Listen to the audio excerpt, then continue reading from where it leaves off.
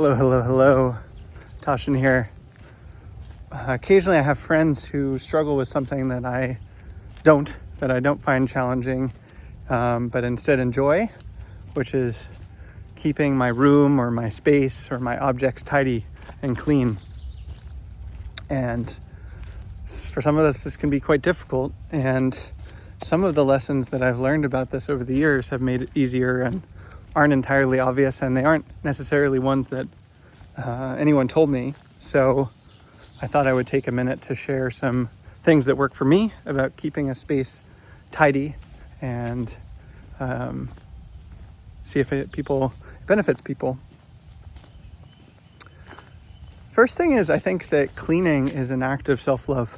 When you have a space, it's your space, and how you treat it is how you treat yourself, and it shows how you think about yourself, how you feel about yourself. And so you are worthy of love, and as an expression of that, cleaning your space, tidying your space, keeping it orderly is an act of self-love, is a way to express love and care for yourself, to say, hey, I matter, and I'm going to care for myself in this way. I'm going to show myself respect and love by keeping my place around me clean and tidy.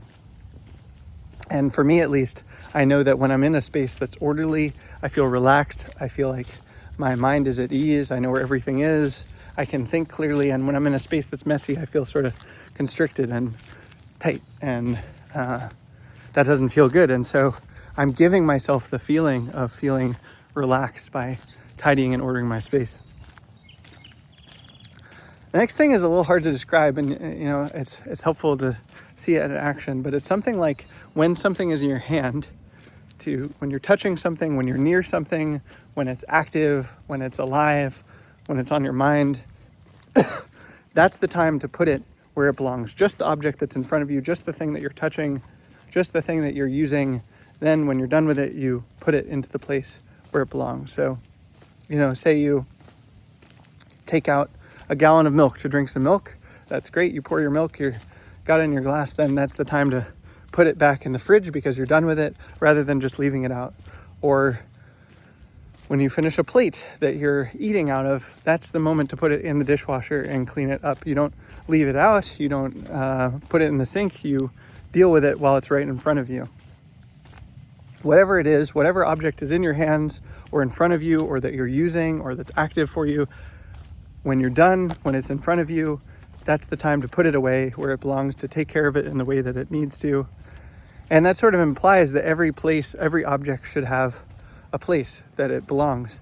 And this is what I do with this object. This is where this goes. And if something's repeatedly getting messy, it's because it doesn't have a place. If you do this, it's just one at a time, right? So even if you're in a messy place, even if things have gotten messy, that's okay. You just deal with objects one at a time. When there's a dirty piece of clothes or a dish or some tool you're using, just the one that's in your hand, one at a time, you put that away. And then the next time something's in your hand or you're in front of it or whatever, you just do it one at a time. And keeping it one at a time keeps it very granular, keeps it very focused. And you'll find that if you really do this consistently, your space will almost self-organize and becomes habitual. You just do the next thing, the thing that's right in front of you. You don't have to tidy the whole room all in one go. That just happens when there's a backlog of things you haven't done, but you can just do it one thing at a time. Now, the last one that I'm thinking of this is my favorite, and really part of what prompted me to have this video is something I've learned in the last couple of years is just think about a dog, for example. I took a dog for a walk this morning, my friend's dog, and dogs need to be walked. If they're a domestic house dog, they need to get outside and they need to stretch their legs and get fresh air. And in fact, humans are like this too. I try to get outside and go for a walk every day. It's good to get fresh air, good to move the body, helps keep you healthy in your body, helps you keep you sane and clear in your mind. Just good habit to get outside and go for a walk. Now, I think objects are kind of the same way, where if an object is just in the same place for a long time, then it gets dusty. It acquires dust and you kind of forget it's there. You don't tend to use it.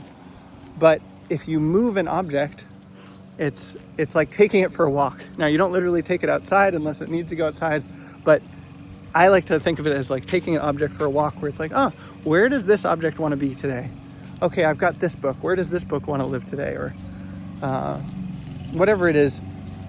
It's kind of giving your objects a less of a sense of permanence, where, oh, this is permanently here and it has to stay here and it can never move, and more of a sense of mobility, where it moves around the house and it has these different places it likes to go.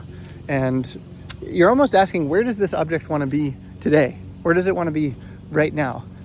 How is it in these present circumstances that I find myself in, this day, this situation, this context that I'm in, where would this object most serve me to be? And it might be a different place than it was yesterday. You may never have put it there, but maybe it's useful to put that object on the floor today, or on a different desk, or in a different room, or, to tilt it sideways or something like that. And I love to make little piles of my objects and put them in different places. But it's like, oh, today I'm going to have this kind of a pile for this project, or I'm going to have this kind of a pile for that project, and rearrange things each day. And that keeps things alive. It keeps me connected to my objects. It means they don't acquire dust, and it means I'm actively using them. It's helpful also, another thing is just to not have objects that you don't really need, not have objects you don't love. Not so much minimalism of having as little as possible, but sort of more of a Marie Kondo kind of thing, where it's like, oh, these are the things that bring me joy, that bring me aliveness, that I actively use, that I actively want in my life, that serve some kind of purpose, whether it's functional or they bring me an emotion or remind me of something. It's like actively knowing, yes, this is an object I want to have in my life, and saying goodbye to objects that we don't need anymore, that aren't serving us anymore. Being willing to pass them on, or donate them, or give them away, or throw them away, whatever it is, just to let go of them when they no longer serve us. And then when they're in their life, to take them for a walk and let them move around, see what way they want to serve us that day. It's sort of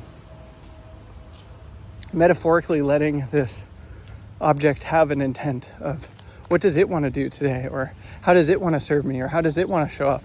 And you can also just take it personally of like, where would I like this to be today? Where would this object be placed to most serve me today?